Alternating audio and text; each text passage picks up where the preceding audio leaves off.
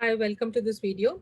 Today, I would like to share my thoughts about the Theosophical Society and my role as a member in the Theosophical Society. So, I started this journey in Theosophy 11 years ago, and since then, a lot of things have changed in my life, and my viewpoint has changed entirely. Those days, I mean, the one thing about the Theosophical Society is that they have a lot of literature available in their bookstores, available online, and also free online. A lot of books are uploaded free online. Plus, there is a lot of videos made of various book studies and courses and lectures on many topics, and you can also follow some particular speaker who's appealing more to you. You can look at, they have a whole library of their own research and speeches, so there's a lot of matter already available. And once you dip your feet into this, there is, this study takes many years, and it will you, the more you go into it, the more deeper you understand the same thing will become more clearer and more deeper as you go into it. But I had a long journey in this, and like I said, there are no mentors in the Theosophical Society. There are guides. People guide you, but nobody will take you on as a mentor. You have to do your own mentorship. You have to work on yourself, from the by yourself. And let us look at it. I would like to say, what I want to share today is the mistakes I made when I became a member of the Theosophical Society way back in 2010, 11 years ago. And I was reading a lot of books, buying a lot of books. And at that time, when I used to talk to the members who used to come to the meeting, then we used to have these monthly or bi-monthly meetings, and I would talk about all that I've been reading. And I think I had a desire to show off what I was reading by talking about it, which I think is wrong. I don't think one should ever show off, because these are matters of inner development, of your approaches to things, your attitudes to people, to problems, and you shouldn't actually keep talking all about all these things unnecessarily. So that was the one thing that I noticed in me. Then I also noticed that I was very critical about, very easily critical, comfortably critical about the way the society was working. The lecture system, they have the system of lectures where they arrange, the different lodges will arrange a whole number of lectures, and that will come out in their, every month they will put out, okay, these are the lectures coming out. And there wasn't any outreach program. That is, people who are, they were not reaching out to non-theosophists, they were reaching out only to the people who already theosophists. So especially my lodge was doing that, and I didn't see much different in many of the other lodges in this city. But maybe in other parts of the other lodges or the other parts of the country and the world, they have outreach programs. Outreach programs is people reaching out to people who are non-theosophists, teaching them theosophy from the beginning. That kind of programs I was not seeing anywhere. So I was very critical of this whole lecture business and this non-outreach program at the beginning, and that kind of thinking was always there in me. The grounds here in of the Theosophical Society grounds in Adyar are divine grounds. It's so beautiful. The way the garden department takes care of it, and the way the trees and the bushes, the very rare bushes, and so many insects which I have never seen, birds which I have not seen in the rest of Chennai are in that campus. So it is such a beautiful campus. You just go there, you just however ordinary a human being you are, you cannot be but touched by the beauty of that campus. But that was not enough. That this critical thinking was there inside me for some time in the early years. Yet secretly, I desired recognition from the same people whom I was criticizing, hankering also for being invited for giving a speech, even though I criticized this method of sharing.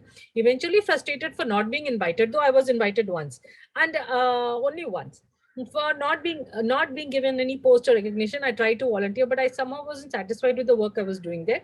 And I decided that altruism is what theosophy stands for. So I started a support center called Mitra for special needs families, I being a special mother.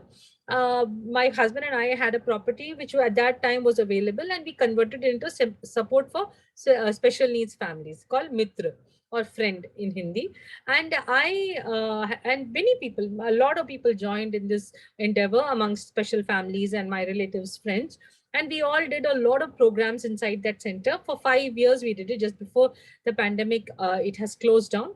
And that was something which came very useful out of my study of theosophy, though it was just an off thing. It was not exactly connected to Theosophical Society, though we used to do things like small things, like I would use the Universal Prayer of Annie Besant to start a meeting or things like that. I also took a lot of friends on walks inside the Theosophical Society, guided walks where I would talk about the history of the society, the history of the buildings, and a little of the philosophy. So I had this kind of a push from the Theosophical Society for my work in this special needs service. But this is what I had been doing for almost more than 6-7 years after joining the society.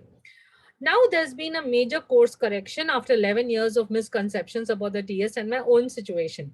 The new learnings that I have is speech giving is a way to encourage a member as much as it is for knowledge sharing.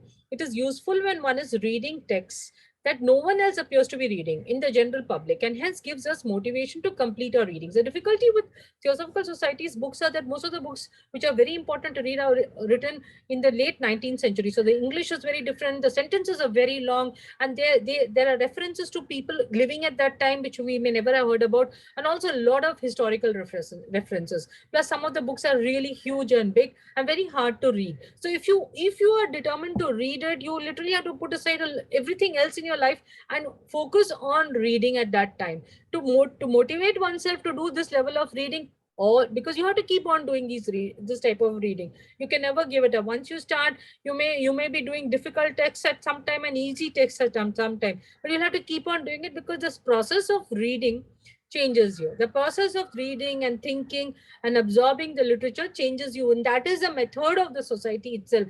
The reading is an essential part of the society's work.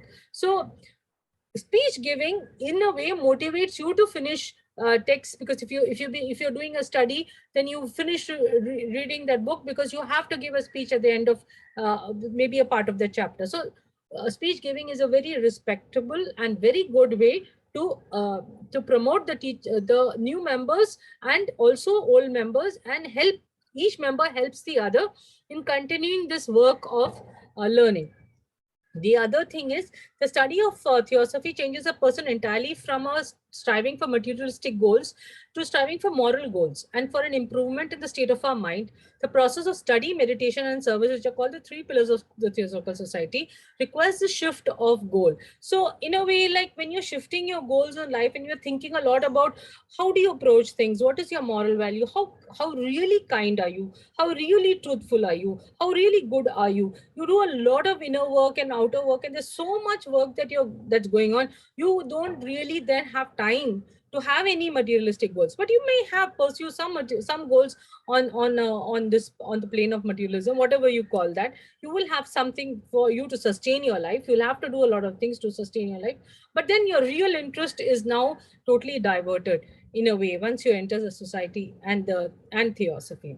Hence each of us becomes a better theosophist, uh, and the only way the outreach program works is when we are a better spouse, a friend, a parent, a neighbor, or a relative, an employee, or an employer. When our way of thinking is so rational and thoughtful and devoid of negativity, we attract people to join the society. To that extent only, through our own development, not through speeches or writings, though it may also help. Once a real theosophist, that is one who's changing himself with his thoughts and actions, he never ceases to be one. If he stays on this path of constant course correction. So although I'm talking about, I've done some course correction now, this is going to be a constant process in my life. I'll have to keep on doing this course correction. I will find mistakes in what I'm doing and how I'm approaching life.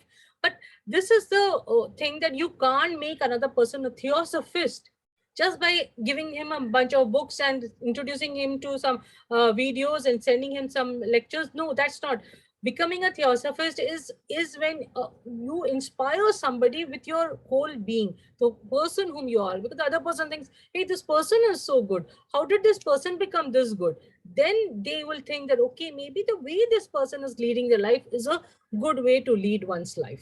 So the three pillars that you're following of study, learn, and service and meditation, all these three things will become something which the other person will also be inspired to try and do, and see how happy they feel and how enjoyable and wonderful life becomes once you truly make this a part of who you are. So like earlier when I thought, "Oh, why don't they have outreach programs?" Now I realize it's not going to help anybody.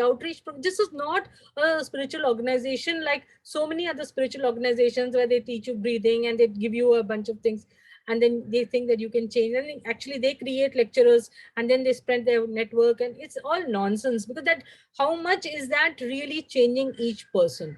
How less bigoted are they? How more truthful are they? How good are they inside? Nobody knows.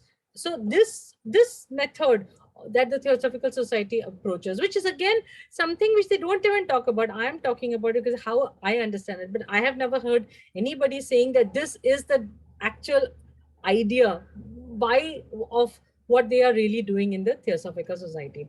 So in conclusion, to keep working on ourselves is the best way forward without desiring recognition, position, or admiration. It's not easy, but it's the only way forward. So I hope you don't make the same mistakes that I have made, and you learn from what I did wrong. And what I would say is it's still a very long process, and I still read, I still learn and try meditating. And my service is mainly for the community or special needs families, but whatever I can do for the rest of the community also, I will keep doing. And my thing is that being a theosophist is an inner journey, and it will reflect in the way you approach people and the way you approach problems and the way you lead your life. So let your life speak for yourself rather than you speak for it with your own mouth. That's how I would say. Thank you for watching. Bye.